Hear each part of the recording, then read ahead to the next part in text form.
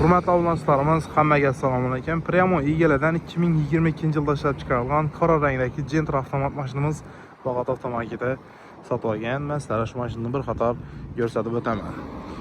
Mashinamiz 8000 km yurgan, kraskasi toza, tekshirtirib ko'rib olasizlar o'zlaringiz uchun.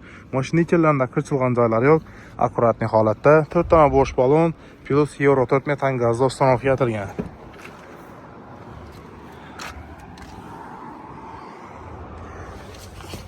Monitor qo'yilgan и oyoqdina polik tashalgan rol, obshivka, torpedka, xullas hammalari motiv holatda turibdi.